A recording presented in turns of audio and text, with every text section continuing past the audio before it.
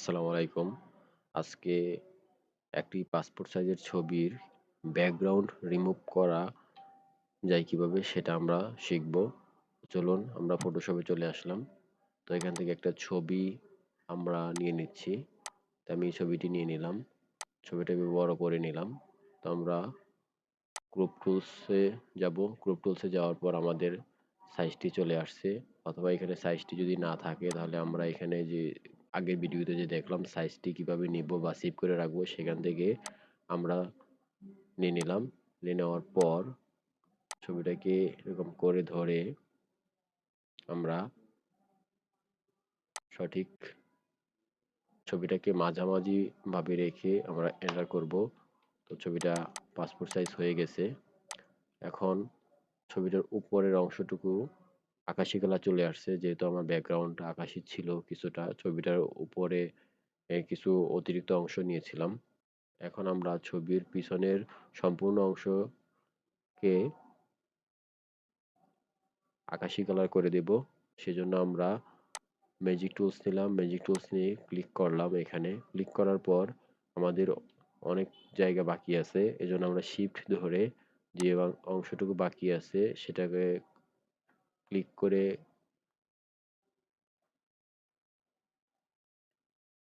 নিয়ে নিব। এখন যে অংশটুকু একটু বাকি আছে আমরা ক্লিক করে নিয়ে নিচ্ছি। দেখতে পাচ্ছেন এখন ছবির সম্পূর্ণ অংশ আমাদের নেওয়া হয়ে গেছে। এখন ডিলিট বাটনে চাপ দিলেই হয়ে গেল। তো এখন আমরা ছবিটাকে নর্মাল মোডে চলে আসলাম। এখন দেখতে পাচ্ছেন বন্ধুরা, এই ছবির ব্যাকগ্রাউন্ড ছিল হলুদ, এজন্য আমাদের এই ছবির এখানে কিছু অংশ ডিলিট হয় নাই। এজন্য আমাদের এর চেয়ে ভালো উপায়ে আমাদের এই ছবির ব্যাকগ্রাউন্ডটা রিমুভ করতে হবে। সেজন্য আমরা আবারও ছবির প্রথমে চলে যাচ্ছি, পূর্বের অংশে চলে গেলাম।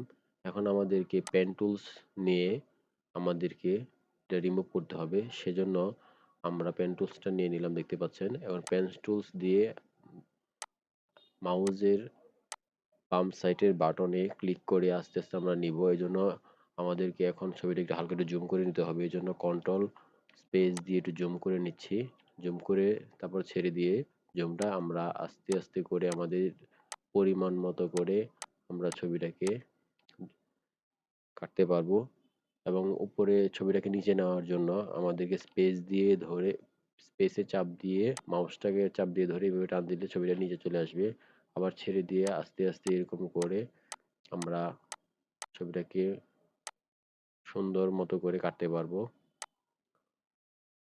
তো আবার আমরা ছবিটা একটু নিচে নিয়ে আসলাম এবং দেখতেই পাচ্ছেন চাপ দিয়ে ধরে যদি এরকম এরকম উপর নিচ করি তাহলে আমাদের যতটুকু প্রয়োজন ঠিক সেই পরিমাণ আমরা নিতে পারতেছি।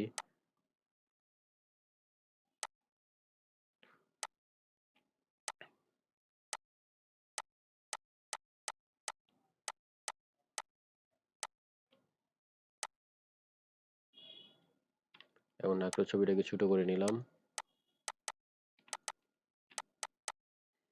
এখন পুরোটুকুকে মার্ক করার জন্য আমরা কন্ট্রোল এন্টার চাপ দিলে আমাদের ছবির ব্যাকগ্রাউন্ড অংশটুকু মার্ক হয়ে গেল। এখন ডিলিট চাপ দিলে আমাদের ব্যাকগ্রাউন্ডটা রিমুভ হয়ে গেল।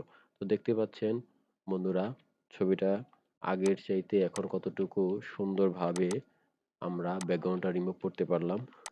এখন আমরা ছবিটাকে সেভ করে নেব। সেভ করার জন্য কন্ট্রোল শিফট এস। তো কন্ট্রোল শিফট এস দেওয়ার পর আমাদেরকে ছবিটা সেভ করার অপশনে নিয়ে আসলো। এখন আমরা ডেস্কটপে সেভ করব এবং ছবির যে আগের নামটা এটা দেখাচ্ছে, সুতরাং আমরা এখানে 555 দিয়ে সেভ করলাম। ঠিক আছে?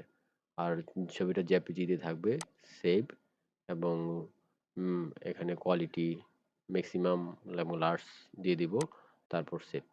তো আমাদের ছবিটা সেভ করা হয়ে গেল। তো বন্ধুরা, আজকের মতো আমরা এখানেই সমাপ্তি ঘোষণা করছি। যারা যারা এখনো সাবস্ক্রাইব করেন নাই আমার চ্যানেলটিকে সাবস্ক্রাইব করবেন। সবাইকে ধন্যবাদ। আসসালামু আলাইকুম রহমতুল্লাহ।